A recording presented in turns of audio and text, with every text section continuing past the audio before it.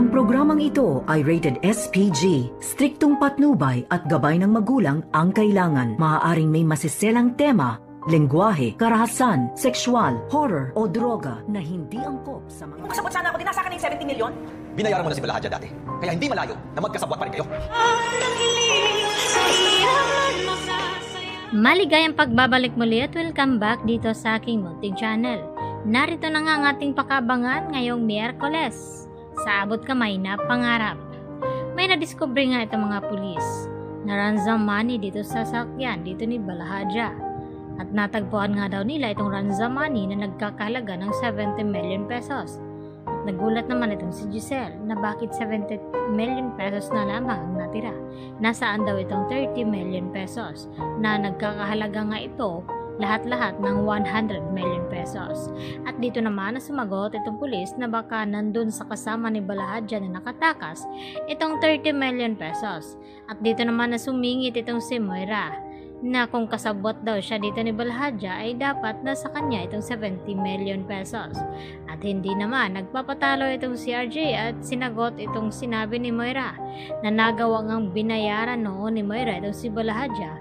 Kaya hindi imposible ngayon na baka binayaran din ni Moira itong si Balahadja ngayon.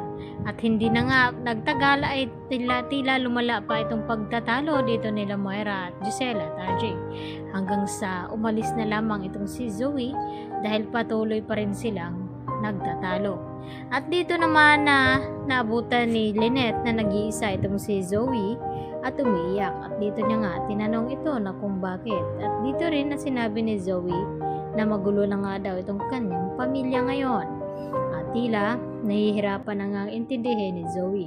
Subalit ay hindi naman iyon ang totoo dahil alam ni Zoe na nakonsensya siya sa nangyari dito kay Don Pepe dahil siya ang dahilan na kung bakit nasa kritikal na kalagayan ngayon itong si Lolo Pepe dahil sa ginawa nitong pagtulak sa bangin.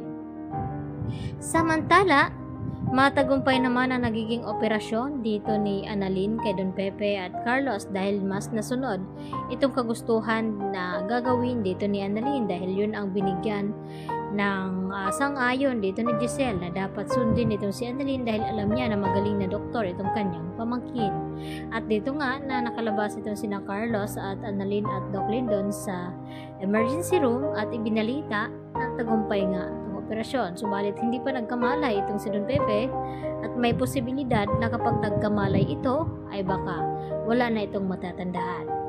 At dito naman na sinabi dito ni Annalyn na pangsamantala lamang iyo dahil babalik itong mga alaala ni Don Pepe at para na rin daw malaman nila kung sino ba daw talaga ang nagpakidnap kay Don Pepe at tumulak sa kanya sa bangin. At tila dito naman na kinakabahan itong si Moira at Zoe. At nagtanong itong si Moira na kung bakit nakatingin itong si Giselle dito kay Moira. At dito rin na sinabi ni Giselle sa kanila na kapag nalaman daw nila kung sino itong kumidnap kay Don Pepe at tumulak sa bangin ay sisiguraduhin daw nila itong pananagutin sa batas. At dito nga na hindi makaimik itong si Zoe. Samantala, dinalaw nga dito ni Annalyn ang kanyang Lolo Pepe at masinsinan na kinakausap na dapat daw ay lumaban dahil para malaman nila kung sino ba talaga may pakana ng lahat at kung aksidente nga bang nahulog itong si Don Pepe o tinulak siya doon. At pinisil-pisil naman ni Don Pepe itong mga kamay ni Annalyn kaya nagulat ito. At ang kasunod nito ay itong si Carlos. At dito na binulungan itong si Don Pepe na sana daw ay hindi na lamang nalaman ni Don Pepe itong sekreto ni Carlos. Hindi sana magkaroon ng aberya.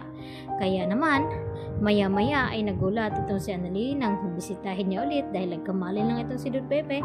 At dito na sinabi na gusto niya magpalipat sa Apex dahil hindi siya ligtas dito sa Eastridge dahil alam niya na tutuluyan siya dito ni Carlos dahil sa nalaman ito ng kanyang sekreto na siya nga ang tunay na ama dito ni Zoe. At gusto mangyari ni Don Pepe na ilihim muna kina Moira at Zoe na may amnesia.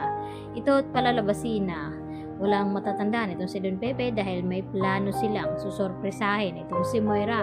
Kaya yan naman ang ating pakatutukan maya-maya mga kapuso kung ano magiging kahinatnan dito ni Don Pepe. Mga kaligtas nga ba ito? Yan po at marami pong salamat sa inyong panonood.